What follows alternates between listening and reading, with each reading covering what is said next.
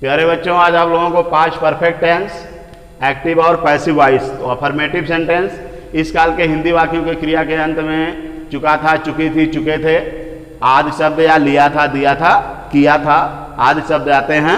अब active voice के affirmative में सबसे पहले हम सब्जेक्ट के बाद हैड, फिर वर्ब की थर्ड फॉर्म और ऑब्जेक्ट लिखते हैं। पैसिव वॉइस बनाएंगे तो ऑब्जेक्ट पहले हो जाएगा, ऑब्जेक्ट के बाद had been plus third form of the verb plus by और फिर सब्जेक्ट लिखते हैं। अब सब्जेक्ट क्या होता है? किसी भी हिंदी वाक्य में जिसके द्वारा या इंग्लिश वाक्य में जिसके द्वारा कार्य का होना पाया जाता है वह सब्जेक्ट है। जो कुछ कार्य होता है वह ऑब्जेक्ट होता है, जो कार्य होता है वो क्या है? वर्ब होता है। अब जैसे यहां राम धनुष तोड़ चुका था, तो कौन तोड़ रहा था? धनुष तोड़ने का काम कौन किया? राम। तो राम सब्जेक्ट हुआ और तोड़ने का काम वर्ब हो गया। और क्या तोड़ा? धनुष। तो धनुष हो गई आपकी ऑब्जेक्ट। तो ये हो गया Ram had been broken the bow. अब इसकी पैसिव बनेगी, ऑब्जेक्ट पहले आ जाएगा, the bow had been broken by Ram. उसी तरह दूसरा वाक्य आपको लिखा गया, मैं खाना खा चुका था। खाना कौन खाया? मैं। तो कर्ता मैं हुआ। तो ये हो गया आई हैड ईटेन फूड। अब इसकी पैसिव बनेगी, the food had been eaten by me. इसी तरह से फिर निगेटिव इसका है, निगेटिव में सबसे पहले subject plus had not plus third form of the verb plus object. अब जैसे यह हुआ, किताब नहीं खरीदा था या खरीद चुका था, तो हो गया he had not bought book. अब इसकी पैसिव बनेगी तो ये हो जाएगा, the book had not been bought had not been bought by him. इस तरह से। अब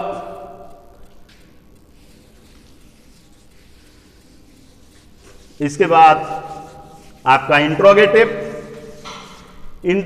वाक्यों में जो है क्या से शुरू होने वाले वाक्यों में, जैसे जिन हिंदी वाक्यों का उत्तर हम ये करते हैं कि यस या नो में संभव न हो, जिन हिंदी वाक्यों का उत्तर यस या नो में संभव नहीं होता है, यानी जो हिंदी वाक्य हमारे जो है क्या से शुरू होते हैं, उनमें हम हेल्पिंग वर्ब को सबसे पहले रखते हैं, सहायक क्रिया को सबसे पहले रखते हैं। तो यहां पर सहायक क्रिया क्या है आपकी?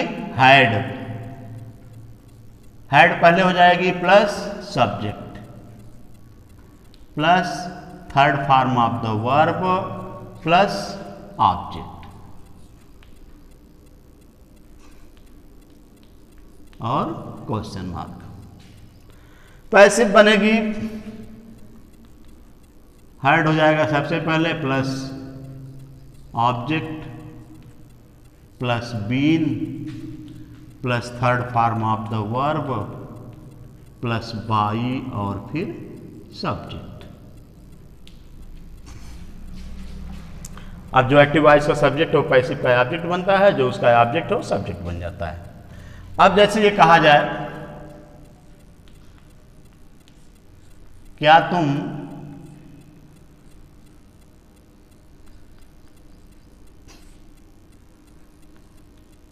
किताब पढ़ चुके हो?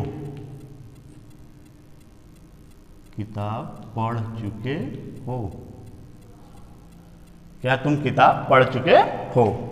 तो क्या बनेगा? ये हैड हो जाएगा, तुम सब्जेक्ट है, हैड हो गया, हैड यू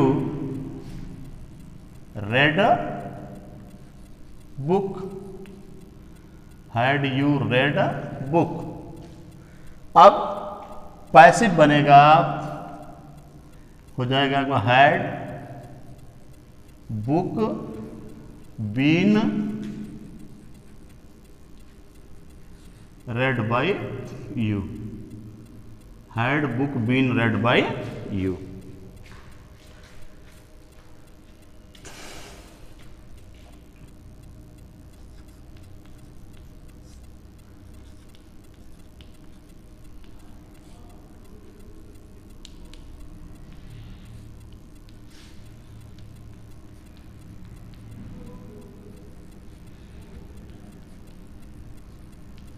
क्या लड़के क्रिकेट खेल चुके थे? तो क्या हो जाएगा? Had boys played cricket. Had boys played cricket. अब पैसिव बन जाएगा had the cricket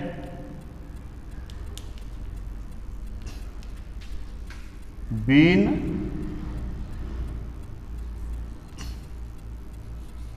played by boys. इस तरह से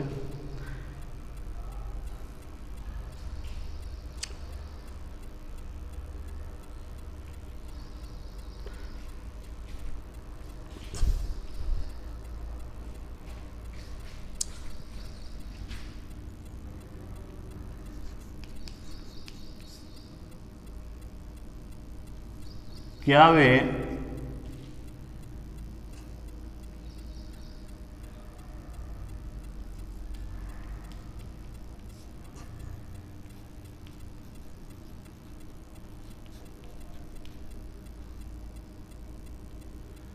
वे स्नान कर चुके थे? क्या वे स्नान कर चुके थे? तो ये हो जाएगा had they bathed. Had they bathed. अब बताइए इसकी पैसिव वॉइस बनेगी? Had they bathed. इसकी पैसिव वॉइस नहीं बनेगी क्योंकि इसमें ऑब्जेक्ट नहीं है। इसमें जो कार्य है उस कार्य का प्रभाव किस पर पड़ रहा है? सब्जेक्ट पर। नहाने का काम सब्जेक्ट कर रहा है, तो जो कार्य हो रहा है उसका प्रभाव सब्जेक्ट पर पड़ रहा है, न कि ऑब्जेक्ट पर। जब किसी भी हिंदी वाक्य में आप ये ध्यान देंगे या इंग्लिश वाक्य में कार्य का प्रभाव कर्ता पर पड़ता है तो उसकी पैसिव नहीं बनती है। जब क्रिया का प्रभाव कर्म पर पड़ता है, कार्य करने का प्रभाव कर्म पर पड़ता है, ऑब्जेक्ट पर पड़ता है, तो उसकी पैसिव बनती है। जैसे ऊपर के सारे वाक्यों में आप देख रहे हैं किताब पढ़ने का काम किताब पर हो रहा है, किताब प्रभावित हो रही है, क्रिकेट खेलना है तो उस पर है, लेकिन नहाने का प्रभाव कर्ता पर पड़ रहा है, इसलिए इसकी पैसिव वॉइस नहीं बनेगी। That's all.